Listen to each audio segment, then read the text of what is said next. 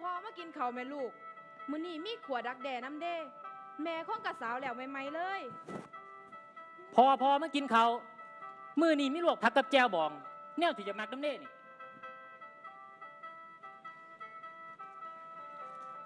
ป๊าดคือมีแต่แนวเป็นตาแซ่บแท้อืมเอากินมากินพอ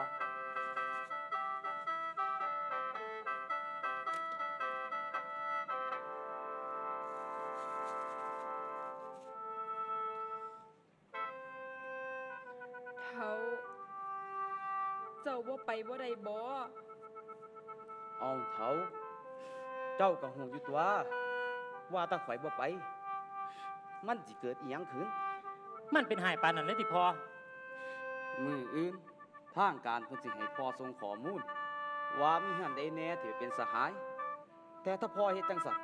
ก็ซ้ำพ่อเอาไทบาตาดำๆไปฆ่าทิ่มมาละเขียนเอ้ยแล้วข่อยกับลูกสิอยู่จังใดให้หน้าเงินซ่านไผสิเป็นคนเบิ่งไผสิเป็นคนแย่งล่ะเฒ่าตั้งแต่ข่อยเป็นผู้ใหญ่บ้านมาข่อยก็สัญญากับเจ้าของว่าลูกบ้านของข่อยนี่ผมมีแต่ความสุขที่สุดแต่ซุมื้อนี้มันก็เปลี่ยนไปแล้วแนวคิดของรัฐบาลก็บ่สามารถเฮ็ดให้บ้านเฮามีความสุขได้คือจังเก่าข่อยว่าเด้อเฒ่าแนวทางของซุมลุงแดงน่าสิเฮ็ดให้บ้านเฮามีความสุขได้คือจังเก่าจังได๋ข่อยก็ฮักลูกกับเจ้าคือเก่านั่นล่ะเฒ่าเอ้ยท่องนานั่นล่ะไปไปเดี๋ยวนี้ล่ะเอาเอ้ย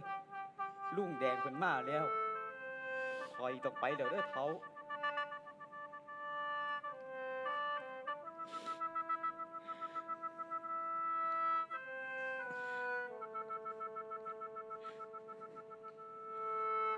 เห็นเอ้ย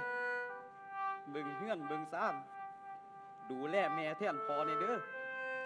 ครับพ่อผมสิดูแลแม่ก็อย่างที่พ่อดูแลผมกับแม่ครับลาเอ้ยพ่อสิกลับมาพ่อสัญญาครับพ่อพ่ออีต้องไปเดี๋ยวเด้อเฒ่า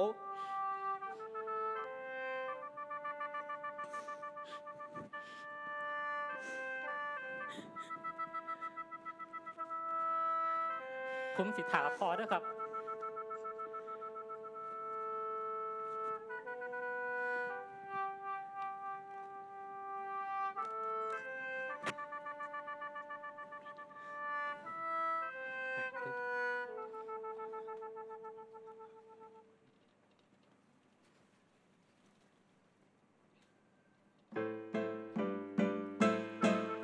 ให้เฮา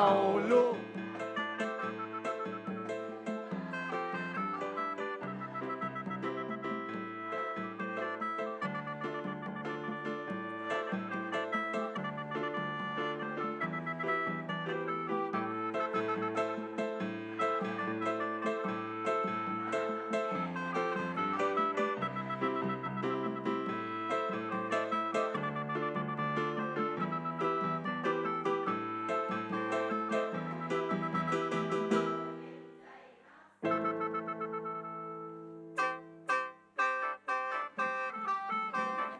จดรวดหนูหน่อยหาได้สีเขียวบ่เห็นแม่เธอเห็นแต่สีนี่จากเด็กมึงใหม่หนังสือคักซาบักซากนี่แล้วก็สีเขียวน่ะเอาหนูก็ไปตัดใหม่ซุ่มบ่ใส่ลูกมานั่งเฮ็ดหยังอยู่นี้อันก็ได้สิไปครับพอผมมาส่วนบักซากกับบักโองไปเป็นหมู่กันอยู่ครับไปหาเฮ็ดเวียกเฮ็ดงานที่ผู้ชายก็เฮ็ดตัวลูกชายพอต้องเข้มแข็งสมเป็นชายชาตรีเบิ่งบุญแค่ลูกบุญตาเป็นตัวอย่างขยันขันแข็งเป็นการเป็นงานไม่เพทอข่อยละออนซ่อนลูกเจ้าอีหลีแม่บุญตาแค่มันก็อยากเป็นคือพ่อมันดอกจ้าพ่อผู้ใหญ่พ่อเพิ่นพาเฮ็ดหยังเพิ่นก็เฮ็ดนำผมก็มักอยู่ครับบุญเข่นน่ะเห็นยังไหนก็เป็นโอ้ข่อยกินลูกหยาบแค่ยิกๆเลยครับแม่นบ่สุขั้นหยังเกาะขั้นใหม่ขั้นมือ อยากตัดใหม่ อยากแบกเสาลงหลุม ตุบๆนะครับพอ กระสันกับพากันไปหาเห็ดเวียกเห็ดงานเด้อไป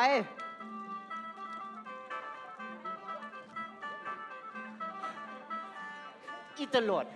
ย่ามใดพอมึงสิหวังเป็นกระเทยก่อ นั่นล่ะกูเห็นพอมึงย่ำใด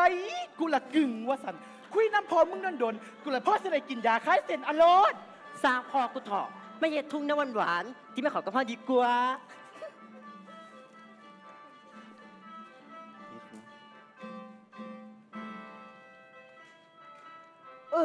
เมื่อคืนน่ะทางคุมไต่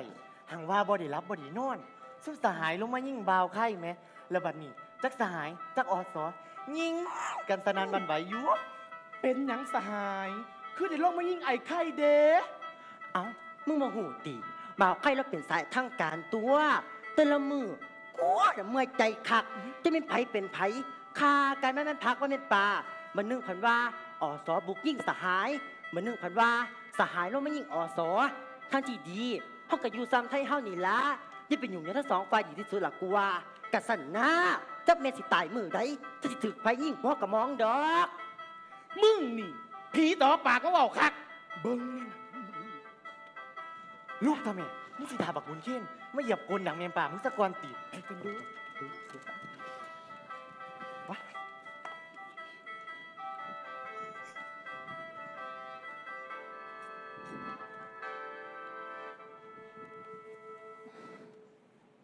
แม่พ่อเพิ่นก็ไปได้3 เดือนกว่าแล้ว ยังบ่มีข่าวเข้าอีหยังเลยจักสิเป็นตายไรดีจังใดข่อยคือเป็นห่วงพ่อแต่ครับแม่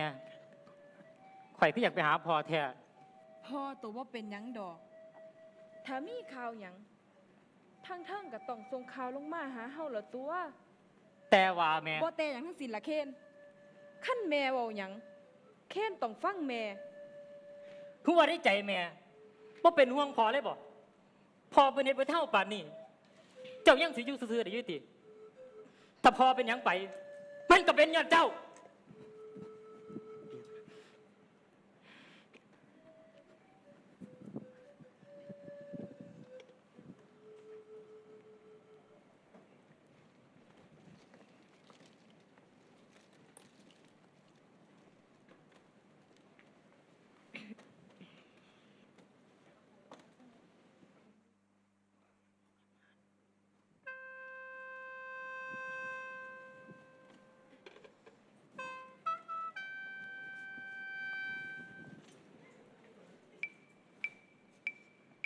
เราสหายพัก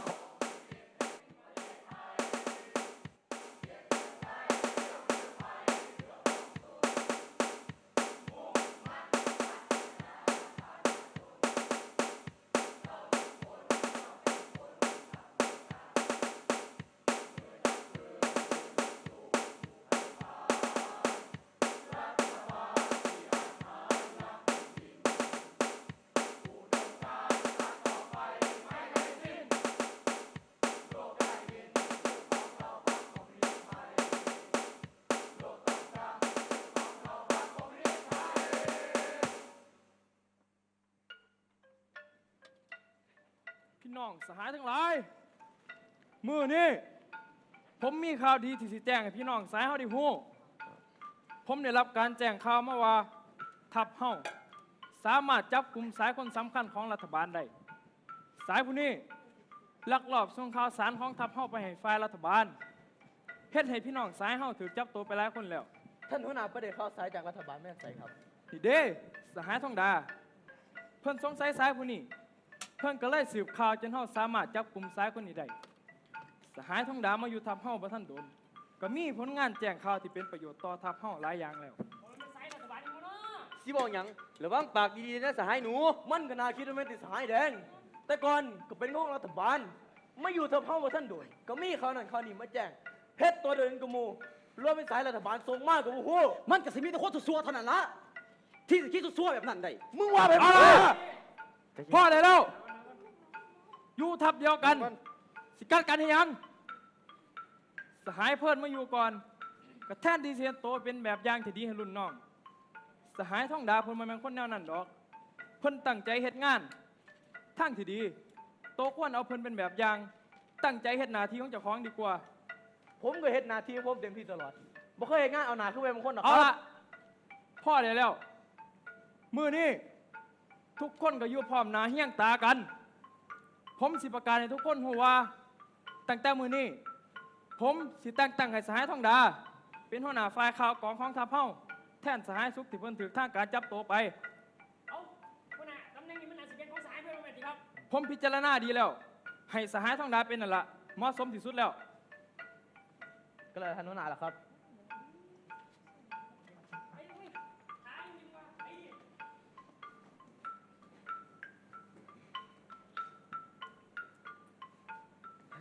ตั้งแต่มื้อนี้ไป ให้สหายทองดาเป็นหัวหน้าฝ่ายข่าวกองทัพเฮา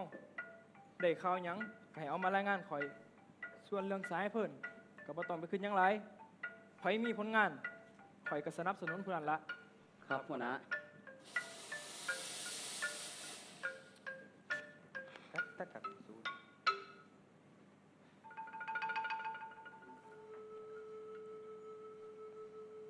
ลุงแดง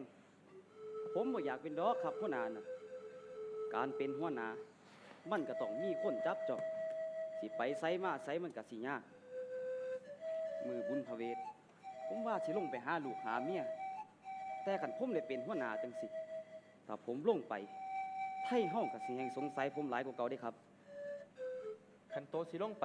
ลุงสิลงไปเป็นหมู่ส่วนเรื่องการเป็นหัวหน้านั้นก็เป็นไปโลดเฮ็ดหน้าที่ของให้มันดีที่สุดนั่นละ ครับลุง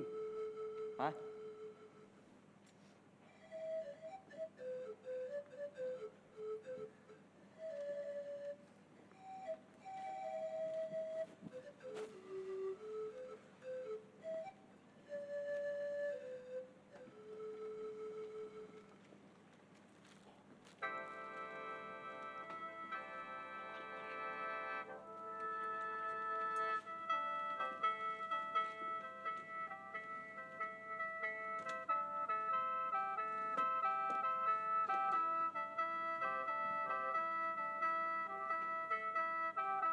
แม่ได้หยังกิน เอานั่นถ้วยตกแตกหมดแล้ว เจ้าคิดหยังอยู่แม่ บ่ได้คิดหยังละกะเขามาบ่ให้ซุ่มให้เสียงไผสิบ่ตื่น เอาปนดักแด่แนวอีพอมักตัวนี่ สมัครกันหอดเพิ่นเถอะล่ะป่านนี้จักสิเป็นจังใดบ่เห็นทรงข่าวเข้ามาจากเถื่อ พอตัวบ่เป็นหยังดอก ลุงแดงก็อยู่นำถ้ามีข่าวหยังลุงแดงก็ต้องส่งข่าวลงมาหาเฮาละตัว เมื่อบุญพระเวทมันเป็นบุญมหาทาน ไทยบ้านเขาถือบ่ให้ตีให้ขากันข่อยว่ามื้อนั้นละแม่ อีพอต้องรักลงมาหาแต่แท้ๆข่อยสิไปถ่ายอีพออยู่ถ่ายบ้านดีบ่แม่ บ่ได้ดอก ตอนนี้ทางการกำลังจับตาเบิ่งเฮาอยู่ เขาคือสิคิดว่าพอโตต้องลงมาสืบข่าวในมื้อนั้น ถ้าเป็นจังซั่นโตกับพอสิเป็นอันตราย จังใดแม่ก็บ่ให้โตไป มันบ่มีหยังดอกแม่คือเจ้าบ่เป็นห่วงพอเลยบ่เฮาก็บ่ได้พ้อหน้ากันโดนแล้ว ให้ข่อยไปซาแม่ ผู้เฒ่าเพิ่นว่าถ้วยปนหลุดมือแตก มันสิเกิดแนวบ่ดี แม่บ่สำบายใจเลยพ่อโตกลับไปแล้วคนหนึ่งโตยังสิทิมแม่ไปอีกคนอยู่ติเคน ภาษาถวยปนแตก เจ้าสิคิดอิหยังไรเถอะแม่ โตจำบ่ได้บ่พ่อโตบอกให้โตเบิ่งแง่งแม่ เบิ่งแง่งเฮือน ถ้าโตฮักพ่อเป็นหยังโตก็สิลืนความพ่อโต ข่อยสิบ่ยอมให้พอต้องเสียงอยู่ฝ่ายเดียว โดยที่ข่อยบ่เห็นอิหยังเลย ให้ข่อยไปซาแม่ แม่เข้าใจสุคนเคนแต่บ่มีไผเข้าใจหัวอกแม่เลย ตั้งแต่อยู่กินกับพ่อโตมาบ่มีเทื่อใดที่แม่บ่สนับสนุนพ่อโต แม่แทบสิบ่เคยขอหยังจากพ่อเคนหรือจากเคนเลย แต่เทื่อนี้แม่ขอสาลูกหลาอย่าถิ่มแม่ไปอีกคนได้ลูก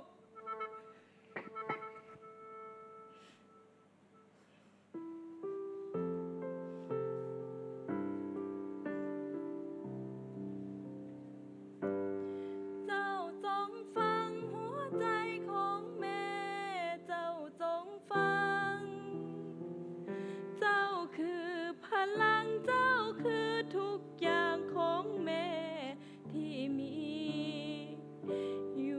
กับแม่ก่อ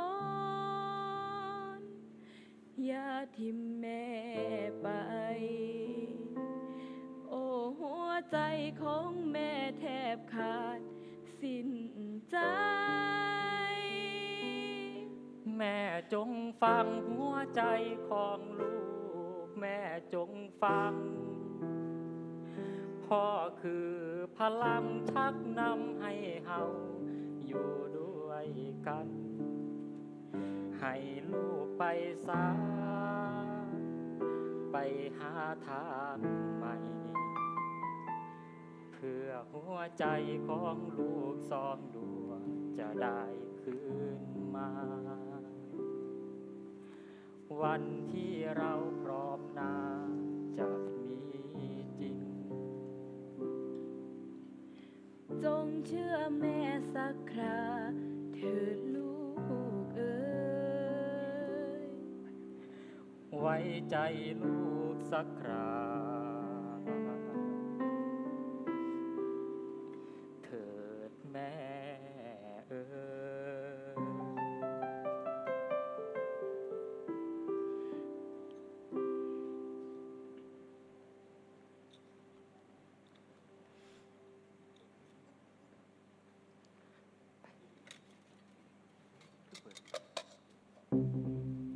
เพื่อนคอยบ่ได้เสื้อใจผมดำเลยจักมือมันนับภาพกับไปมาครับ เฮาเสียจังใดหัวหน้าก็ว่าแต่มันดีย่องมันออกหน้าออกตา จนให้มันเป็นหอดหัวหน้าในเข้ากอง กูพี่อยู่มาแต่โดนแต่นั้นบ่เคยเห็นหัวกูดอก เอออันนี้เขาทำแดงกับผมดำบอกกันว่ามือบุญพระเวทมันสิลงแม่บ้านไปหาลูกหาเมียมันไปว่านะมันต้องไปส่งข่าวยังให้กันแต่แท้แล้ว ข้าสั่นเขาต้องจับตาเบิ่งมันดีๆหันมันคิดบ่ซื้อก็ตับเฮาก็เห็นมันเลย เซ็ตกูแท้มึงด่ากับแกกูน่ะขั้นแข็งมาตัวนั้นแล้ว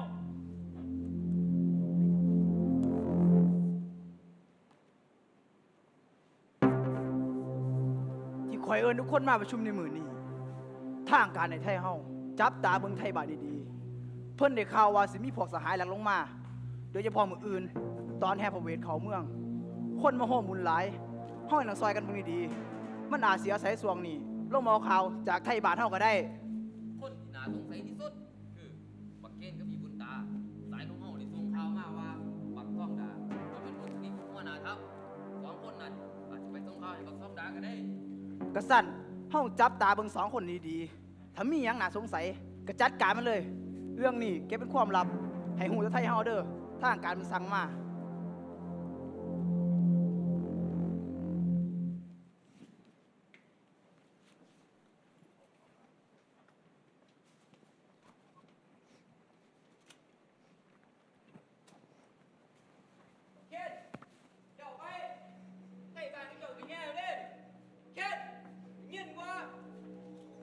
เอ้า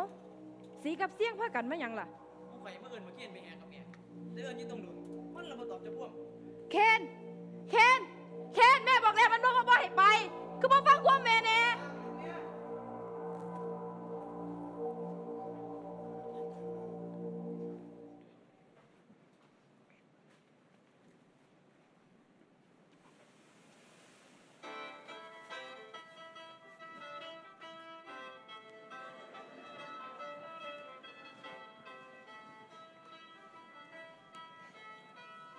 เอา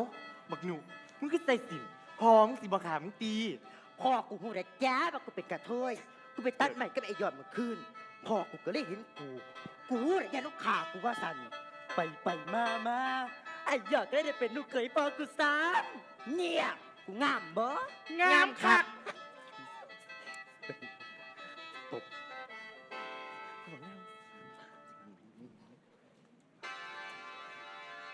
เอาขมาพี่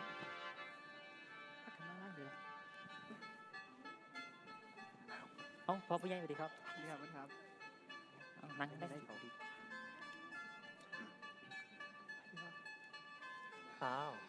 คือสิพร้อมกันเบิดทุกคู่ทุกคนแล้วเนาะตั้งอกตั้งใจเชิญพระเวทเขาเมืองนำกันเด้อส่วนสายโยพระบรม รามาสีสงสัยต้นแกนเงาจอมเจืองเจ้าจอมจางบุญสู้เสิงโอ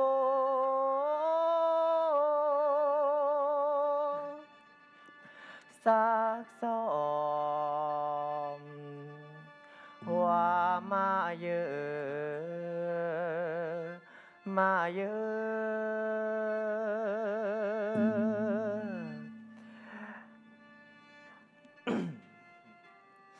เหตุที่พวกขน้อยขันเดินดังดุงมา พร้อมกับวรหุนหอนในนครมุนป่าพาบรมเพิ่นบ่หูขอเชิญถอนให้ตาวโอ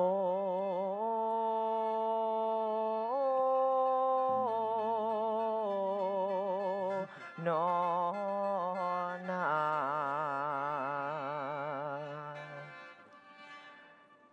เซิ่นพระเวทเขาเมืองนำกันเด้อ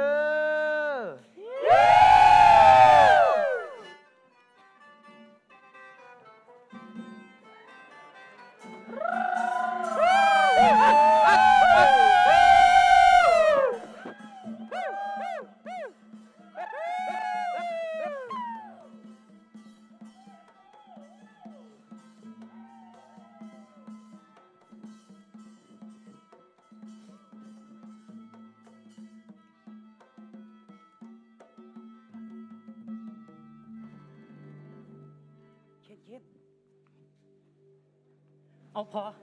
ค่อยว่าแล้ว เจ้าตกลงมาหาข่อยในมือนี้พอ หลาตัวกับแม่เป็นยังไงสบายดีบ่ ข่อยกับแม่สบายดีพอพ่อหลับสบายดีบ่ข่อยพ่อลวกพักกับเจ้าบอกเนี่ยถึงจะมักมันแม่พอนี่ ขอบใจหลาย เดี๋ยวนะครับ เสียงยังวะ อีหยัง เฮ้ยเป็นหยังนั่นเฮ้ย อีหยัง เป็นหยังวะ เอา เคนอีหยังเอาอีหยังนี่ ท้องดาบุญเขียนตัวนี้ไปถึงไปอ่ะ เช่นบอกเช่นดา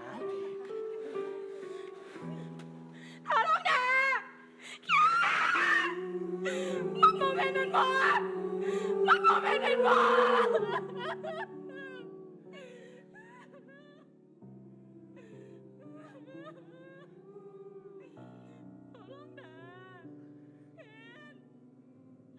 พวกเจ้าไปแล้วข่อยสิอยู่จังใดให้หน้าเงินสั่นให้สิเป็นคนเบิ่งให้สิเป็นคนแย่งละเท้าเอาลงนะ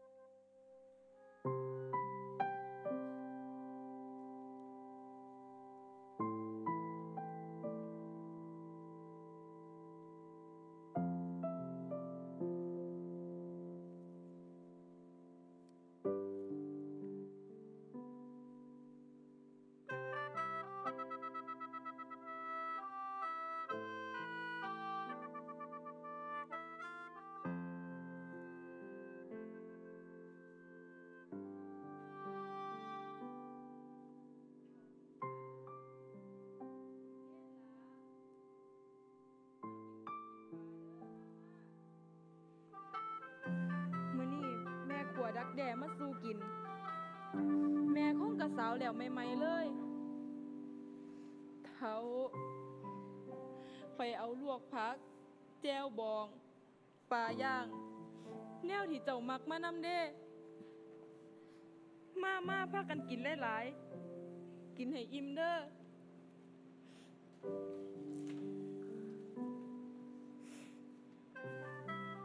ซุ่มเจ้าหูบอเสียงปืนในมือนั่นมันยังดังอยู่ในหัวของข่อยอยู่เลย ตอนนี้ทั้งสองฝ่ายก็ยังคงใส่ความรุนแรงขาฟันกันอยู่คือเก่า ถ้าเป็นแบบนี้บ้านเฮาก็ยากที่สิกลับมาสงบสุข แต่เจ้าหูบอเสียงปืนในมือนั่นมันได้ปลุกแสงแห่งความศรัทธาของไทยบ้านเฮาขึ้นมาศรัทธาในความหวัง ความห่วงว่าบ้านเฮาต้องกลับมามีความสุขอีกเด้อ เจ้าบ่ต้องเป็นห่วงข่อยเด้อ ต่อไปนี้ข่อยจะใช้ชีวิตด้วยความหวังที่เจ้ามอบให้ไว้ สายใยของเฮาก็ยังคงเชื่อมต่อกันตลอดเด้อ เอาล่ะ กินข้าวสา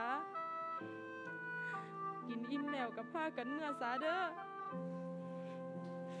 ให้ไปอยู่หมองเขาบ่ได้หาป่าบ่ได้ซื้อหมองที่คนบ่ขาบ่ตีพุ่นละอาสาสนามีอีหลี ขอให้เฮาได้มาอยู่น้ำกันใหม่เด้อขอให้ฮักเจ้ากับลูกหลาย